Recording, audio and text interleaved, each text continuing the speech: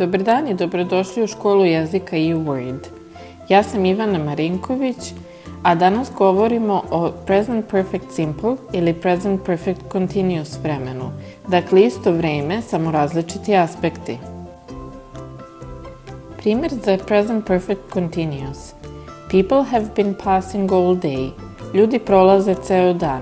Znači da su prolazili i dalje prolaze i još uvek možemo da ih vidimo.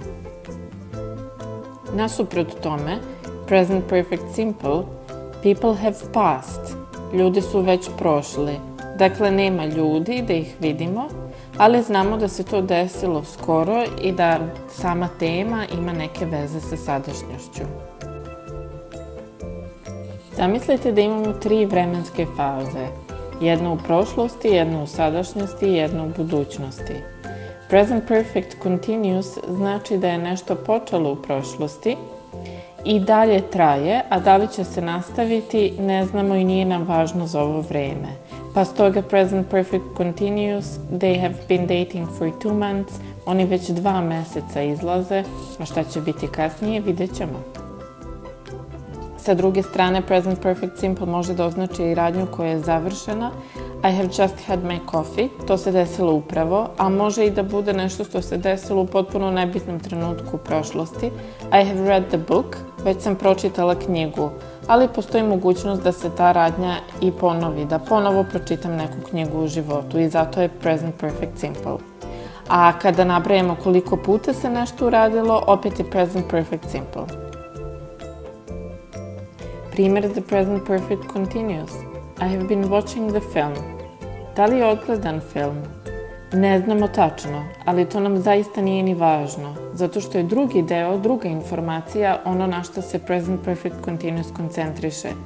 Da li je odgledan film, to nam pod A nije važna informacija, ali da gledanje traje već neko vreme, ta dužina trajanja, to nam je važno, B.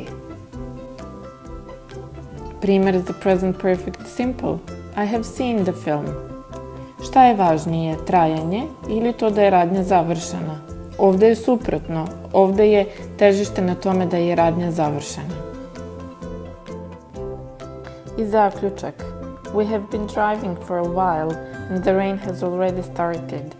Vozimo se već neko vreme i tu koristimo Present Perfect Continuous da istaknemo dužinu radnje. A kiša je već počela.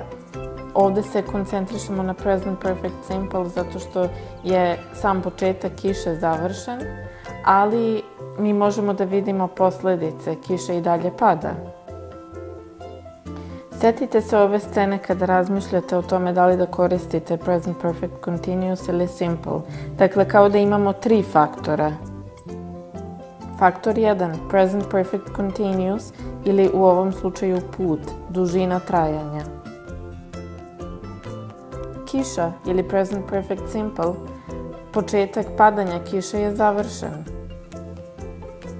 I zašto koristimo uopšte Present Perfect, bilo da je Continuous ili Simple? Zato što imamo posledice, mi možemo da vidimo da je kiša tu, iako je njen početak padanja već završen. Bravo i hvala puno na strpljenju, znam da je ovo jedna od najtežih tema u engleskom jeziku. Hvala puno što ste ogledali ovaj video i molim vas nemojte odustajati od Present Perfect vremena, sve to dođe u jednom trenutku na svoje mesto, obećavam. Ja sam Ivana Marinković, a ovo je eWord.